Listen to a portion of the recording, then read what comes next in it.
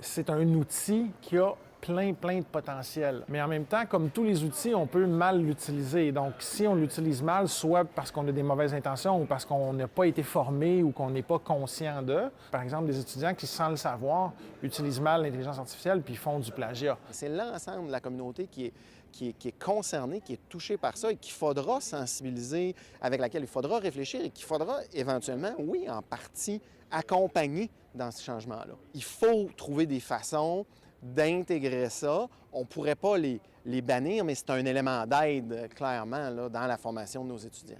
On est tous à peu près au même point en éducation. Il faut qu'on réfléchisse à qu'est-ce qu'on va enseigner, comment on va l'enseigner, à qui on va l'enseigner, comment on l'intègre dans nos processus internes, comment on forme nos enseignants, parce que ça ne disparaîtra pas. Fait que l'université, on n'a pas le choix, il faut qu'on s'adapte. Ça vient nous ébranler profondément. Parce que ce qui était le propre à l'université avant, c'était la capacité qu'on avait de faire écrire nos étudiants. Quand on voulait vraiment évaluer quelque chose, on se disait, si on les fait écrire, bien, il n'y a pas de façon qu'ils nous trompent. Or, c'est plus vrai. Maintenant, on a des intelligences artificielles qui sont capables d'écrire. Comme étudiant, on est là pour apprendre. Bien, si quelqu'un d'autre le fait à ma place, j'ai absolument rien appris.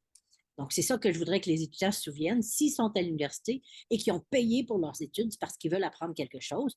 Donc, oui, servez-vous de ces outils-là pour vous accompagner, mais évidemment, faites pas faire le travail par ceux-ci. Il va falloir adapter nos politiques, puis il va falloir adapter les programmes aussi, parce que ça ne disparaîtra pas, ces outils-là, puis bientôt, on va trouver des usages à l'intelligence artificielle dans toutes les disciplines, mais il va falloir que nos étudiants soient formés à. Donc, clairement, c'est le premier pas, mais il va y avoir plein de suites à ça.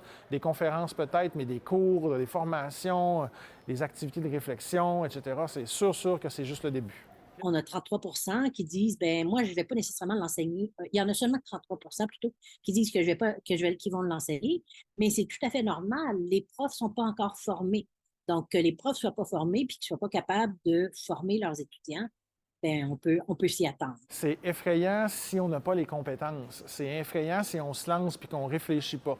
C'est pour ça qu'on commence avec une journée d'information. C'est pour ça qu'on veut amorcer une réflexion à l'intérieur de nos murs pour outiller nos étudiants pour qu'ils aient les compétences et les savoirs requis pour en faire un bon usage.